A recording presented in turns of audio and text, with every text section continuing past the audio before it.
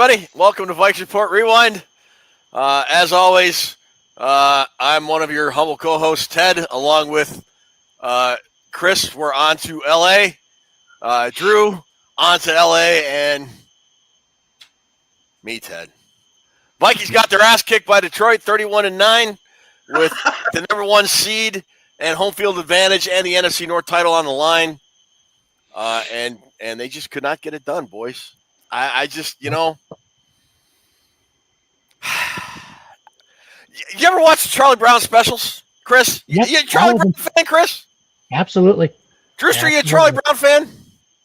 Look at that first comment. That is absolutely right. Yes, I am. Yes, I am. I'm a big Charlie Brown fan. I knew Charles Schultz. Charles Schultz, Ice Arena, Santa Rosa, California. Yeah. He lived in Santa Rosa. He's my buddy. You know when Lucy says, "Come on, Charlie Brown, kick the ball." It'll be you'll kick. It's like being a Vikings fan, and when you think right when the Vikings are gonna live up to the big moment, Lucy pulls the football away, and that whatever. Talk about a big moment. You got that much riding on the line tonight. It was not a Vikings don't get run out of the stadium often. This was not the night to do it, and they did. Yeah, Ted, I was telling Chris before we came on the air. I told Chris, thank God Detroit played such a horrible first half, and we might have lost by 55. Yeah, they weren't playing well, Ted. Detroit was not playing well in the first half. No, I think I even put something out on Twitter. I said, look, hey, the Vikings have played about as poorly as they could play offensively, and they were only down 4 points. Defense has been playing well. If the defense could maintain and the offense could figure things out, they'd be okay. And not only did the offense not figure things out, they continued to go 3 and out. The defense got gassed, and Detroit kept their foot on the throat and ran the Vikings out of Ford Field, Chris. I think Ted asks every week when things go, or at least when things go bad for the Vikings, what was basically the here we go moment of the game for the Vikings. And I'm just going to throw it out there. For me, it was when Will Reichard put that kickoff out of bounds just before the end of the first half. Looked like it was going to be a 7-6 game going into the locker room, and he duck hooks that thing out of bounds, and it takes Detroit about 5 seconds to get in the field goal range, and then it's back to 10-6 again. Then you figured, it's probably not going to be the Vikings' evening, with the way they looked in the red zone early on. I mean, you can't have that many plays inside the 10-yard line and not come away with any touchdowns. And I said this in our group chat tonight. Jordan Addison had the same number of receiving yards as any of us had, and I don't understand with this as hot as he'd been over the last few weeks.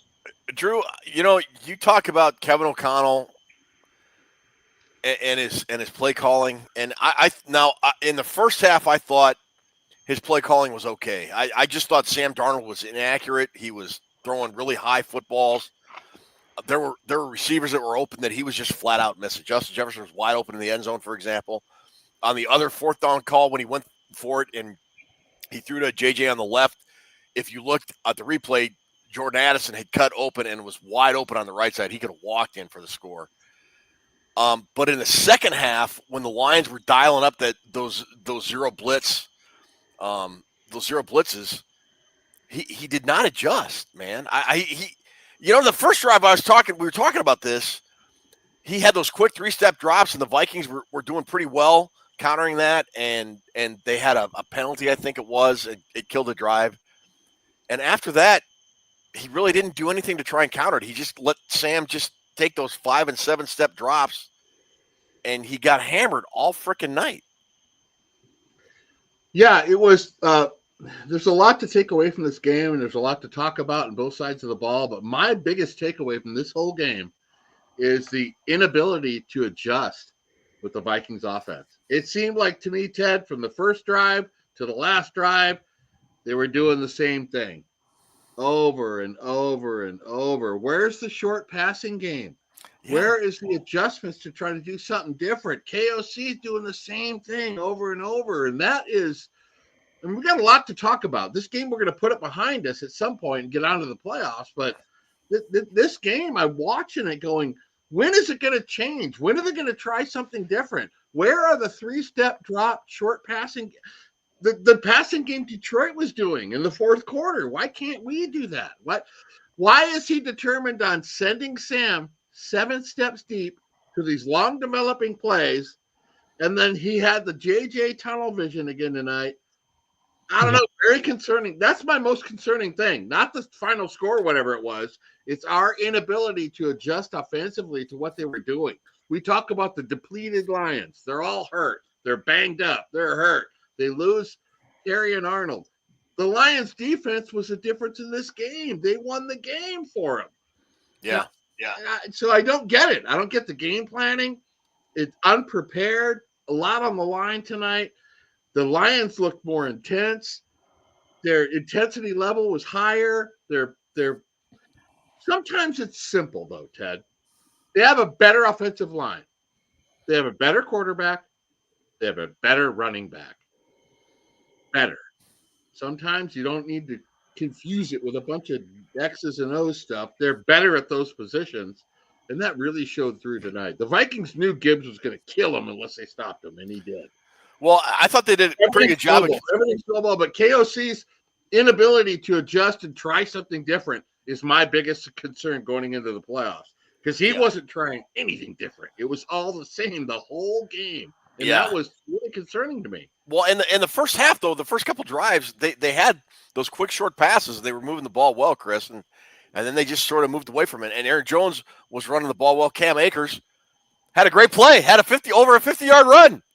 Mm-hmm. Did I tell you guys how much I love Cam Akers? That's not what we heard. You heard wrong. I'm a big Cam Akers fan here. Lions were ready for this game. We weren't. Yeah. Here's a good question, though. Trooper 88 asked, why do the line blitzes get home and ours just lead to big plays for the Lions? Because I think this kind of goes back to what you were saying, Drew, Chris, and correct me if I'm wrong, but the Lions had a hot route receiver, and the Vikings didn't. I mean, that pretty much sums up the whole night. When the Lions detected the Vikings were going to blitz on defense, they had a guy that Jared Goff could dump off to for big plays, and got big yards. That one touchdown to Gibbs, I think it was. They put Ginkel. They had Van Ginkel on Gibbs, and look, I love Van Ginkel, but if you recognize a blitz is coming and you see Van Ginkel on Jahmyr Gibbs, you know that's a mismatch if the defense doesn't get home, and the defense didn't get home. Goff got the ball off, and it was a touchdown. So I don't know, Chris. It was what it was tonight. You know, the first half, I mean, we talked about all the times the Vikings got in the red zone. Jared Goff threw 2 interceptions. He hadn't thrown any interceptions in like the previous 4 games against Minnesota, and tonight we managed to get 2 of them. One of them set him up inside the 10-yard line, and you know, Sam Darnold, I don't know if that dude needed a Xanax or a Quaalude or a joint or whatever the hell, but he was just amped up on something. He was missing. He was just missing everything high. And, you know, like we said, the Vikings don't have a quick passing game. They don't. No. I mean, every one of their passes is Sam Darnold taking 5 or 7 step drops, hoping that the protection can hold up and hoping that someone shakes open. And tonight it wasn't holding up. They need to. Brad Morin asked, you know, can the Vikings adjust? I'm sure the Vikings can adjust, but will the Vikings adjust is the big question here, and I don't know if they will at this point. You were going to say something, Drew? I was going to say everything Chris said is really spot on. Besides the simplicity of having a better quarterback and having a better running back, because you can overcome that in certain games, like the Vikings were in the first half. Defensively, the Vikings are playing a very good game, and I think they had Detroit on the ropes, but you can't be that inconsistent offensively. I mean, it looked like a team, Ted and Chris, that had in preseason. They got down there inside the 10 for like the 3rd time, and I looked at Toonces and I said, Joe Burrow, Herbert, all these guys, go back, they set their feet, and they throw it. Why does every play inside the 10 look like a freaking fire drill? Why? Why is Darnold running for his life, throwing it out of bounds? I mean, you got when you get down there, and then they went for it a couple times and didn't make it. But I'm thinking in fourth down, you got to have your best play. What is the Vikings' best play inside the 10? Because I didn't see it tonight. Every one of those plays sucked balls. They were terrible. And it's But such a they don't have contrast. a play. When they snap it, Ted, go back, set your feet, and throw it. That's what I want. None of it looked like a goddamn rec league. It looked like just a fire drill. And I'm thinking, is that your play? Is that what KOC has? We're going to hike it, go back. Darnold's going to get in trouble, roll out to the side, and throw it onto the back of the end zone. That's your play on fourth down? Yeah. I don't get it. I mean, we're at week 18, Ted Glover. We're at the last week of the regular season, starting the playoffs, and that's your offense inside the 10. Which is such a contrast, because think about how the Vikings offense in the red zone looked earlier in the season. That week 1 game against the Giants with those plays with Justin Jefferson, and then the game against Green Bay earlier at Lambeau, where they had that sweep to Jordan Addison on the motion and reversing the pitch around. And it was really creative stuff, and it was just brilliant play calling. And then tonight it was just, I'm gonna just throw it in the fifth row and see what happens. I just didn't get it, Chris. I just didn't get it all night long. No, what me were those neither. plays? Tell me about those plays. We had 11 plays we didn't get shit on. Chris, tell me what's going on. Because, like you said, you're throwing the ball over everybody's damn head. I mean, there was at least one of those plays. Jefferson was wide open, and Darnold just threw it over his head. Yeah. Fourth down play, Jefferson looked like he was open again. Addison. I don't think it was a fourth down play. No, there was one to Jefferson where it looked like he caught it, but he was too close to the back of the end zone and couldn't get both of his feet down. He was just missing everything high, and it cost the Vikings points. I mean, how many plays inside the Detroit red zone did the Vikings have and came up with, 6 points? Yeah. 25, 30, Like 4 35 drives in there.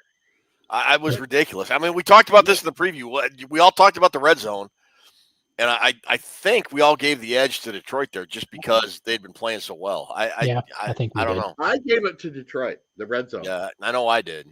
Yeah, I'm pretty sure we all did.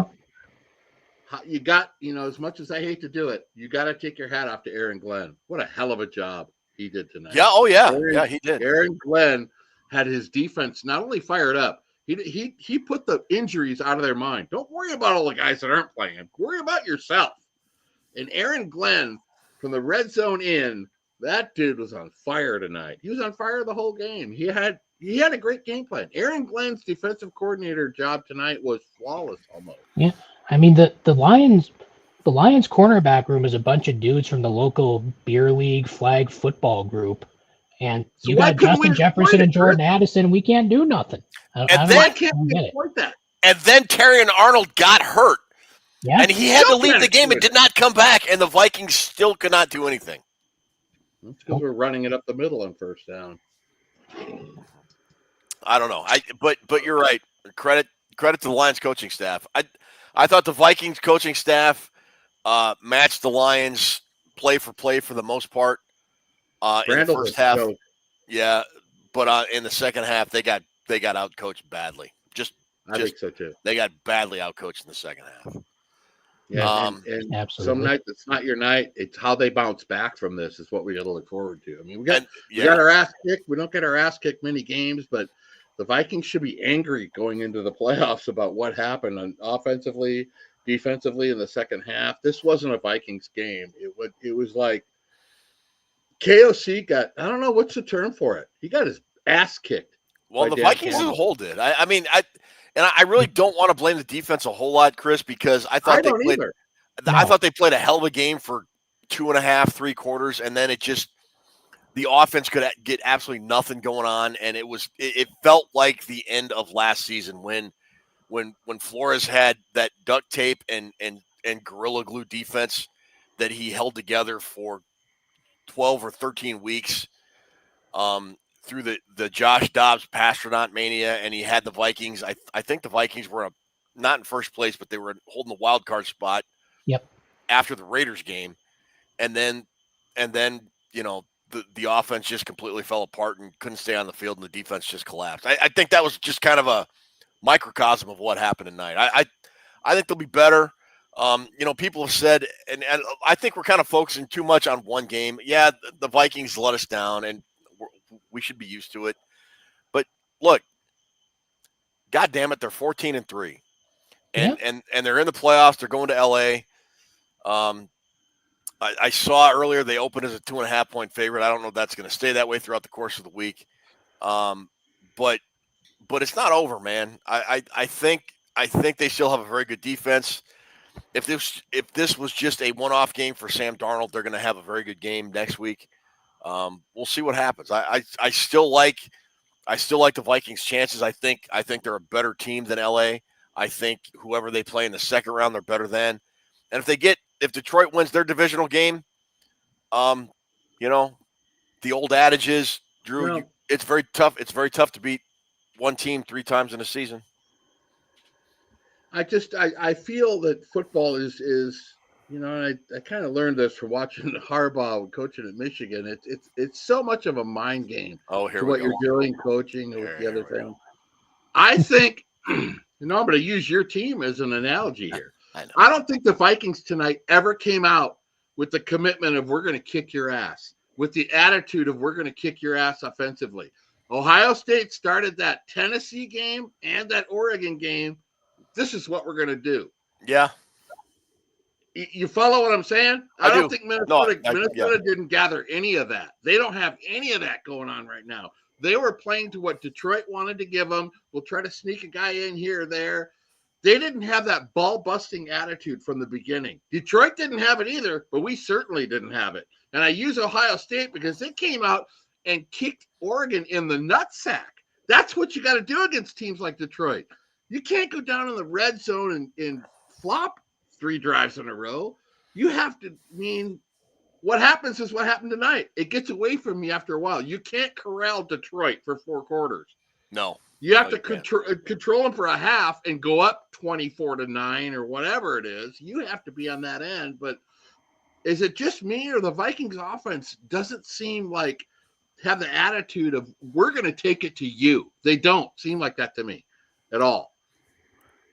Chris, I don't think so. I think it goes back to the offensive line not being able to impose their will on teams like Detroit's offensive line could.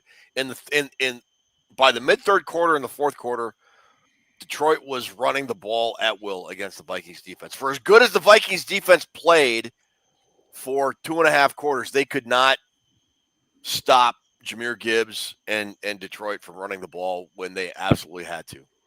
No, they couldn't, and like you said, the defense held up for probably about 2.5 quarters, and then the offense just kept not generating any yards, not generating any possession. The time of possession at the end of the game, by the time the game was over, Detroit had the ball for 36 minutes. That's not a formula for winning football games. It's not ideal, but it all goes back to we wanted Kevin O'Connell to be more aggressive, and they had those opportunities in the red zone to get touchdowns, and he rolled the dice. He went for it, and Sam Darnold didn't deliver. And that's not Kevin O'Connell's fault. That's Sam Darnold not executing the plays the way that the plays are supposed to be executed, throwing the ball over dudes who are wide open. And, you know, I know they need the big thing is that some we've already talked about. They need to do something to get some sort of a quick passing game going because you Yes. have guys like Justin Jefferson and Jordan Addison who are very good with the ball in their hands, very good after the catch. Not every pass to these guys needs to travel 20 yards in the air. I don't know Just why get we them the don't do ball it. and let them do this. Let them do Yeah. their thing. Let them catch and run. And I will say, I remember 3 or 4 screen passes off the top of my head, and for the most part, they work pretty well, which Yeah. is something that the Vikings historically haven't done in recent seasons. Um, but the when you have figured out that Detroit is going to start bringing the house to stop you from throwing the ball downfield, and and you don't counter that, at some point it has to come back on the coaching staff. And Drew, I go back to what you have said earlier that KOC. You're muted, Ted. You're muted. Turn your sound back on. How about now? Can you hear me? You're good. Yeah. Okay. Go back to what I said. What? You have said, KOC just doesn't adjust to what the other team is doing, and you kind of question his play calling. And I did that tonight in the second half. I thought the first half was more on Sam Darnold not being able to execute the plays that were called because there were a lot of guys that he just missed that were wide open. Hawkinson at least 2 or 3 times, Jefferson a couple times, Naylor at least once. But in the second half, it was him being stubborn or whatever it was that caused the Vikings to just implode offensively. I had written in my notes, and I wanted to run this by you guys, and then somebody had thrown it in the comments below about 5 minutes ago. So I'm glad they commented on it because it's in my notes. I want to ask you, what the hell were the Lions' defense? What were they doing defensively? Aaron Glenn, the secondary, what were they doing so much, Chris, that befuddled the Vikings? That just threw them off their game. What the hell was going on? I don't know. They were just bringing a ton of interior pressure and getting Sam Darnold off his spot for the most part, from what I saw. And then you're running, like, I think you call it the fire drill earlier, and then that's not Darnold's game. I mean, he's at his best when he drops back, looks around, makes his reads, and throws the ball. And he just wasn't getting the opportunity to do that tonight because the Vikings didn't adjust to the interior pressure, and they didn't adjust to it all night. No, and a couple people have mentioned it. Brandel was not good. Bradbury was not good. Reisler was not good on pass protection. I have said this. We have all said this, that the Vikings' interior offensive line has been the Achilles heel, and Detroit knew that. And when they brought pressure, they brought it up the middle, and the Vikings could not, for the most part, counter that. Ted, Pecco and Aleem McNeil weren't even playing. But they were bringing massive pressure with the backups. But they were also doing it with blitzing through the A gap, and Brandel and Bradbury and Reisner were not sure who they were blocking and what they were blocking and who had what guy, and it just was a mess all freaking night. Never seen a 14-2 team with this kind of offensive line. I haven't. Yeah, I haven't. I mean, I've only been watching 54 years, so maybe I'm missing something, but they are getting killed in the center. And I think we have that thing. Is Darnold holding it too long or whatever? Whatever the case may be, why am I watching the same drive over in the Groundhog Day? Over. It's like the Twilight Zone. You over and over. Do something different, KOC. It's not working. By the 12th drive, why are you – and he's doing it right up to the end.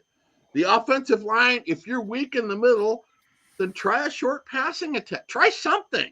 Because Detroit, we played right into what Detroit wanted us to do. We did. Yep. Here's an interesting comment. Oh, Chris, I want you to comment on this. From Ethan Sorensen, right. He says, glass half full here. Sam Darnold got a chance to get the yips out of his system in a playoff-type game that didn't boot Minnesota from the playoffs. Disappointing performance tonight, but move on to L.A. So I would argue that was – I mean, it was a playoff atmosphere. I got some texts and messages from folks that were there.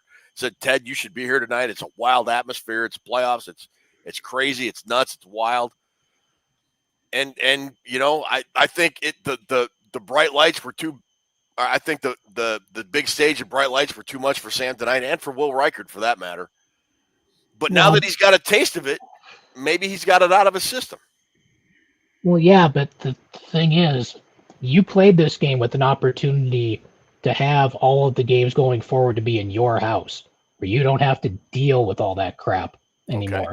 That should have been enough to like get it into your head that, you need to calm the hell down and play your game that you've been playing all year. Now, I know some of it was on the play calling and some of it was – there's a lot of blame to go around for what happened tonight. But, if he had the yips tonight or whatever, I mean, it's not like Tim Cup, you You put the ball to the water hazard 5 or 6 times, and you just keep doing the same damn thing over and over, and keep putting Gonna the win, ball in the Romeo. water hazard. Yeah, I mean, you got to make an adjustment. You eventually got to just lay up and not try to put it over the water on, one shot. And that's the question that everyone's been asking all night. Will the Vikings do that?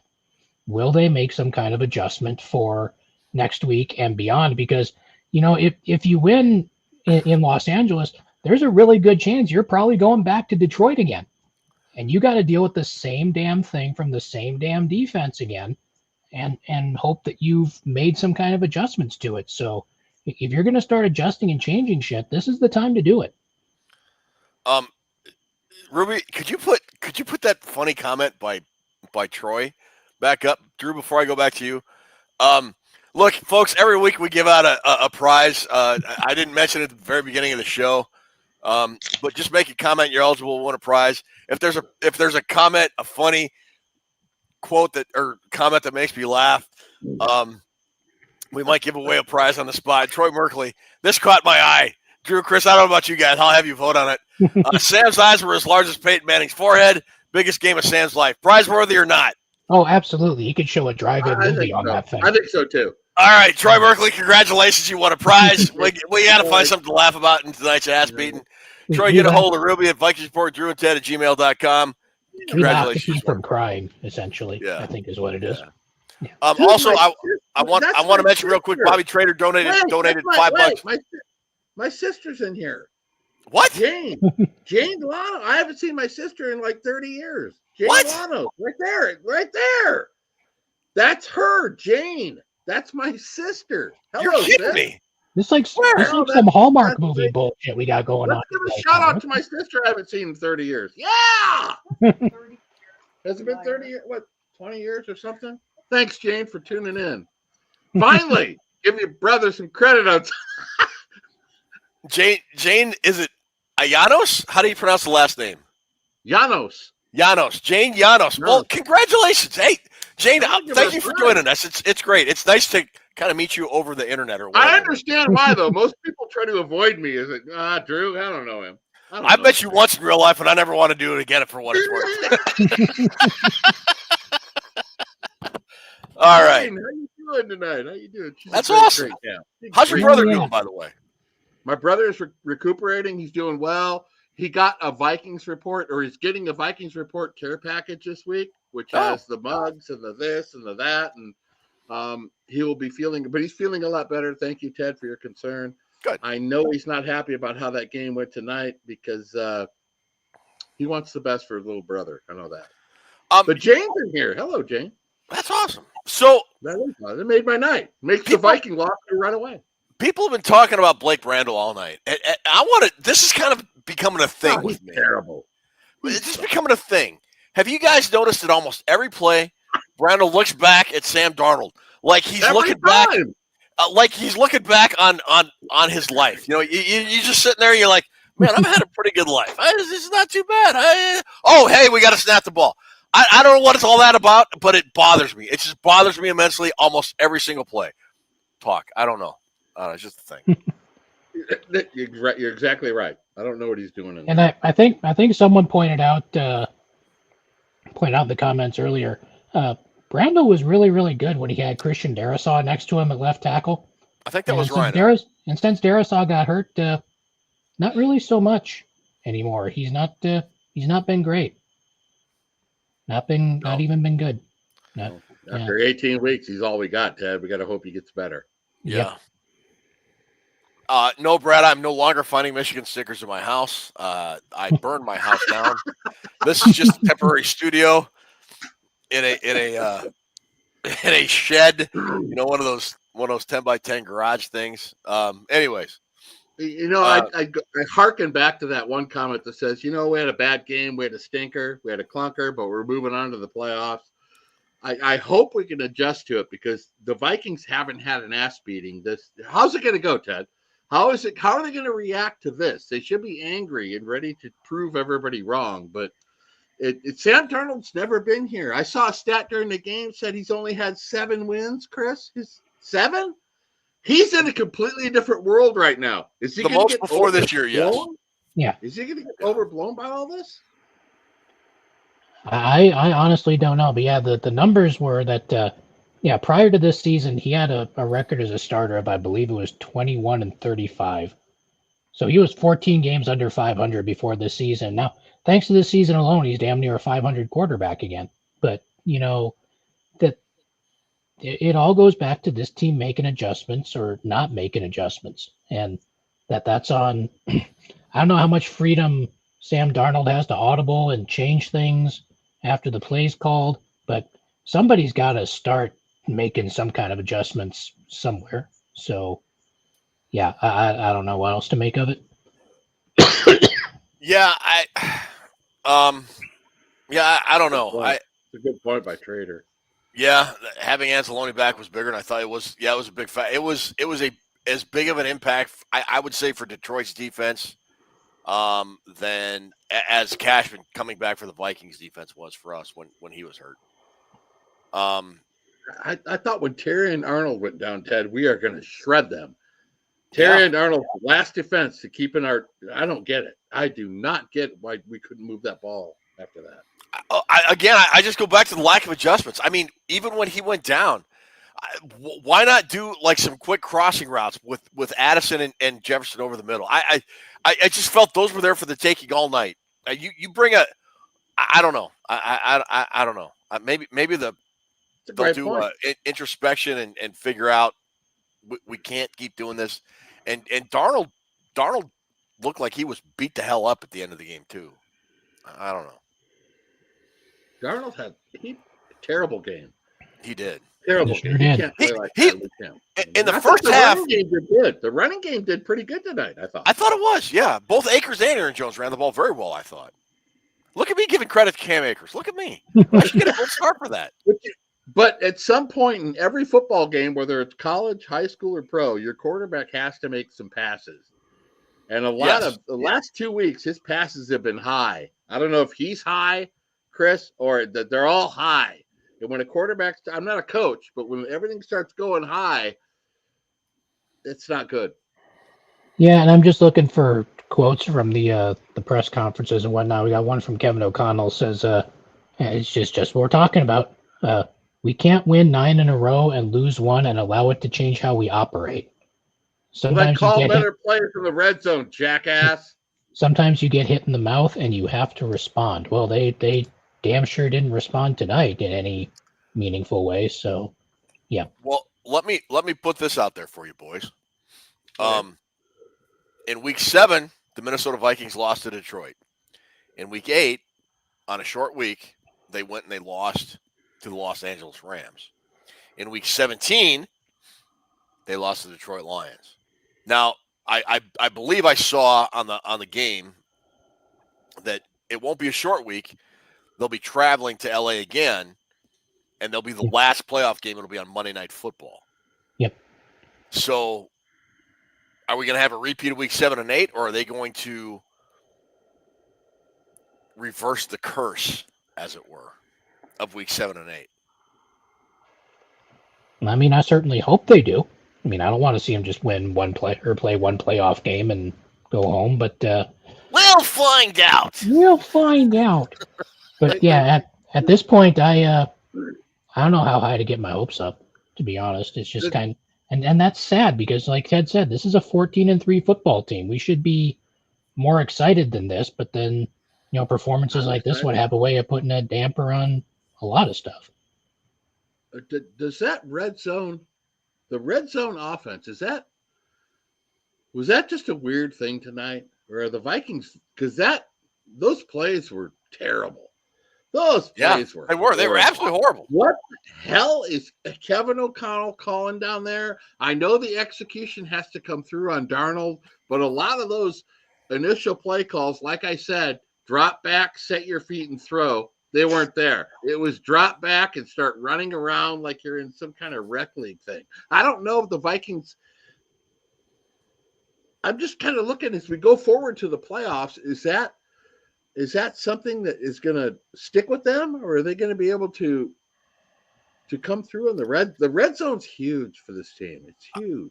I will say the Vikings have been pretty good under Kevin O'Connell at bouncing back for the most part, when they get their teeth kicked in. I remember his first season when they went 13-4. Every loss was just an ass beating.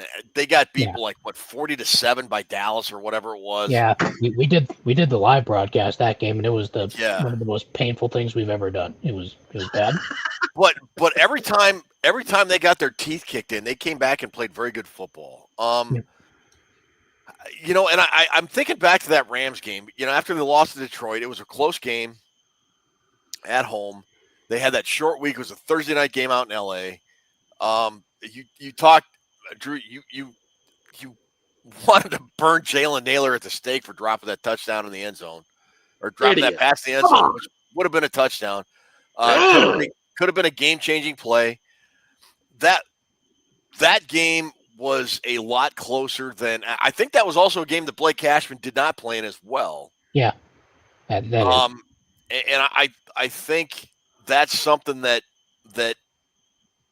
will be a factor this coming week as well. And the Rams, they were getting hot. They seemed to be right when the Vikings met them. That was when Cooper Kupp and Puka Nacua came back, and they had their whole offense churning for the first time in whatever it was since the beginning of the season. They've kind of been struggling, stubbing their toe a little bit the last 3 or 4 games. I don't know. This seems like a winnable game. If the Vikings could get this out of their system and go, we'll see. We'll see what happens. We'll see what happens. But yeah, they have got to get better. They have got to get better and make better adjustments. And when you figure out what the Lions are doing, I don't know why they did rather not. see the egg laid tonight, Ted, than further on in the playoffs. I mean, you got to learn from it and do all this. But is Detroit become our nemesis like the Rams were to the Vikings in the 70s? Remember, they could never beat us. They could never beat us. No matter where it was played, L.A., Minnesota, the Rams couldn't beat the Vikings. How about the Oilers taking on the Steelers? 13 playoff games. They couldn't beat them once. Yeah. I don't want it to become where we can't beat Detroit. It's in our head. I mean, there's a lot of team versus team scenarios over the course of the last 4 decades where teams just can't beat another team. And I know the Lions, every time they win a game like this against us, what is that, the 6th win against us? Something like that. With O'Connell, I don't think O'Connell's beaten Detroit. Well, he left the door wide open in the first half, wide open for us to turn this into a laugher. And O'Connell beat Detroit the first time he played him in Minnesota. Is that got a last-second touchdown pass to KJ Osborne to win that game at US Bank? Oh yeah, that was a Dan Campbell coaching game too. That was 2022. Yeah, that was have the Lions become our nemesis though, where they're in our heads, where we can't beat them. I mean, sure kind of feels like it. It's an honest question. Honest. No, kind of seems that way. I mean, like kind of like what Green Bay has been to Chicago. Well, until today, but it's kind of the same thing. Where I think Green Bay have beaten Chicago like 11 times in a row or something like that. But yeah, I hope it certainly doesn't get that way with this team because we're going to be stuck with them for a while. Yeah, it's kind of feeling like that. I'm still pretty positive going into the playoffs, Ted. Yeah, I am too. You lay a clunker, things aren't going bad, and by the time it became 24-9, I expected it to be like 38-40-9 by the time you could see where the wheels are coming off. We watched a lot of football. But I am thinking that the Vikings can put this behind you and start over, so to speak.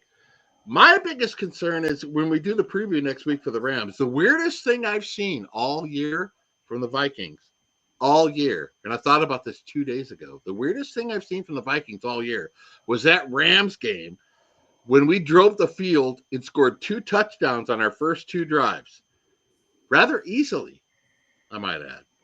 And then all of a sudden, KOC changed the offense, went into a barrel, and we scored 6 points the rest of the game, Chris.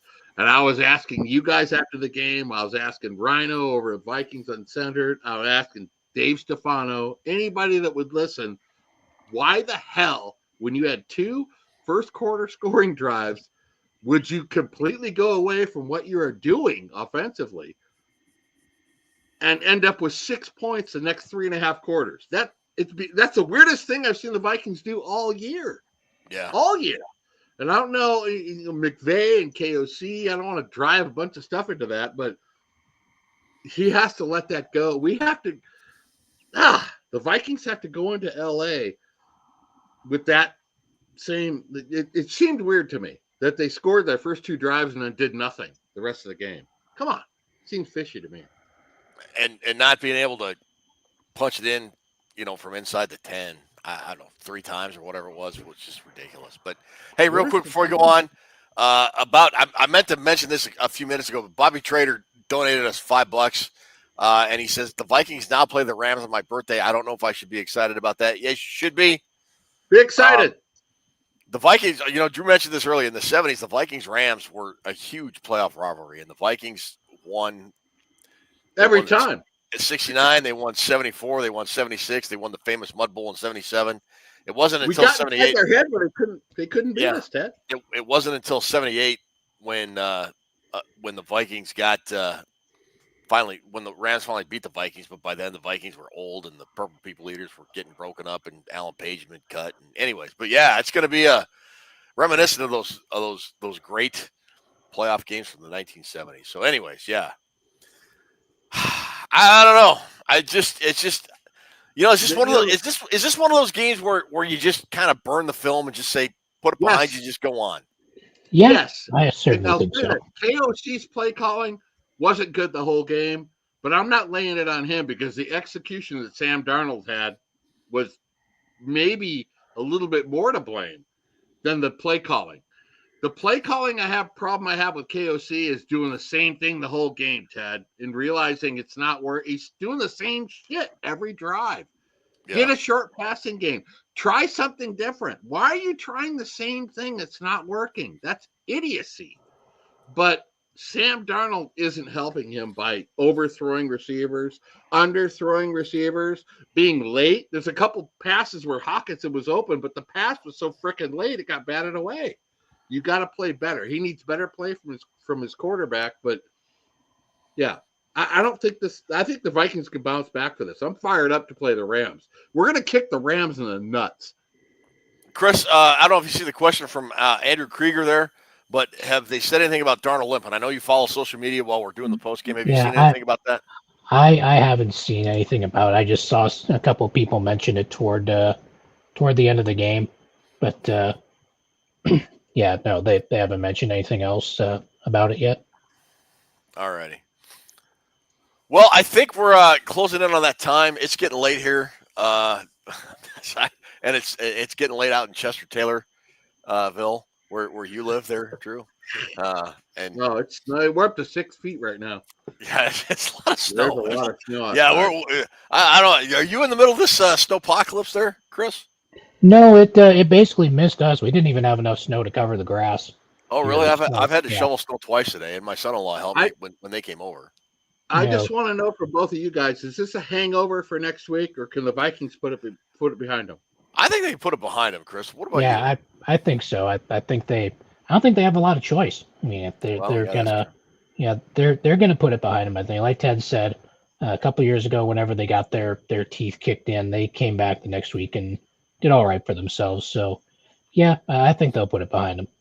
And I'm not really too concerned about the back-to-back losses earlier in the season with Detroit and LA, because that LA game was the quick turnaround. It was Thursday Night Football. They've got the extra day. It's Monday Night Football. So I think they'll be more than ready. So we'll see what happens. So anyhow. Me too. It's kind of a different vibe. Yeah, look, if you're going to lay an egg, you might as well do it now before the playoffs than lay an egg in the playoffs, because there's no tomorrow after that. Let me throw out one stat from our friend Krauser.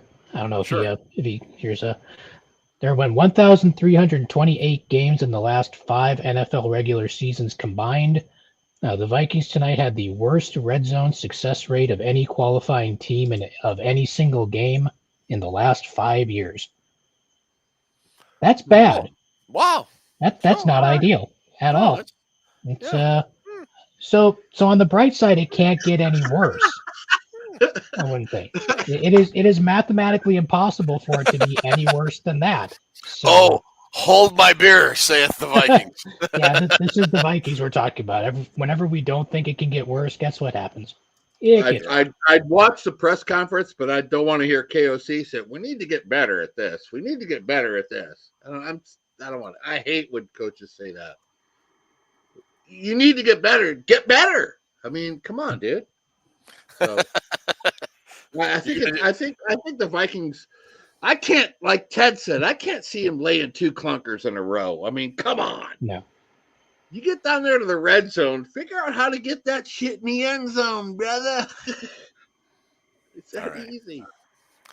All right. Well, with that, look, we're about 45 minutes in. Right. Oh, yeah. And Bob says, yeah, this is the only ass kicking the Vikings taken all year. That's true. Look, I think next week is going to be tonight was a wake up call for the Vikings. Like, look, we've got to figure stuff out. This is a much better football team than what we saw tonight on the field at Ford Field in Detroit. So is it Monday? Is it Monday? Monday night. Yeah, Monday Night Football. So they've got an extra day. Oh, okay. Go home, get healthy. Look, and they're going to be one of the more healthy teams heading into the playoffs as well. And that's always an advantage. So, all right, with that, Ruby, are you there? There's Ruby. Hello. Ruby is not happy with that Vikings outcome. I don't think any of us are. All right, you ready? Yeah, go ahead. Oh, born ready. Click to spin the wheel. There it is. Got to have the noise. Who's going to win tonight? Is that Litwin? Yeah, I believe it is. Oh, Litwin. Great fan of the show. Thank you. Yeah, he is. Chuck Litwin. Congratulations. You know the drill. Get a hold of Ruby at Vikings Report with Drew and Ted at gmail.com. She'll send you a link to the show or link to the prize vault off VikingsReport.com. What's that? What's that? Seems like the prize after this game ought to come with a bag of weed. That was well, apparently given out to Sam Darnold because he was higher than Cheech and Chong with his throws all night long, man. It's wild. All right. I expected Sam to get into a rhythm at some point in this game, and he seemed like Ted. He seemed like he was like pushing it too much. I don't know what it is, that guy. Yeah, I kind of thought he kind of settled down in the second half. Settle down. All right. Good So job, Vikings let the number 1 seed and home field advantage slip through their hands by losing to Detroit 31-9. Therefore, they will go on the road to L.A. and face the Rams next Monday night in the final wild card playoff game of wild card weekend. Chris, any last thoughts before we go? No, I mean this was a pretty rough night for Vikings fans, Vikings Nation, however we want to be referred to. I mean, the playoffs are here, and playoffs. Playoffs. Yeah, we got 7 days to figure it out, or it's going to be one and done, and that's probably going to be more disappointing than this. I mean, after winning 14 games and whatnot, I just got to have faith that they'll figure it out. So I really don't have a hell of a lot else to say beyond that. All right. Well, yeah, there's not really much else to say. Drew, what about you, brother? That's pretty much it. What playoffs? Is that like 30 years now, right? That's like that. old. Yeah. But we still love it. Vikings will bounce back, got a big playoff game. We're in the tourney. All you can ask for at this point is to get in the tournament. We're in it, and it's still exciting to be a Vikings fan, Ted. I'm fired up, and we put this behind us. Whatever, Detroit, you won, whatever. We'll see you again, but the next time we see him, we'll take him. We'll see. Tough to beat the same team 3 times in 1 year. Hopefully the Vikings get another chance. Just wasn't our night, boys. It is what it is. But Chuck Litwin would disagree.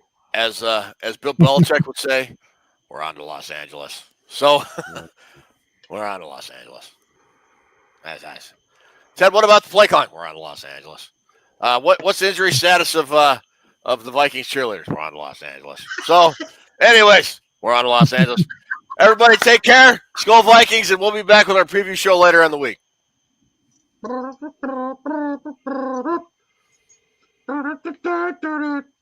to Los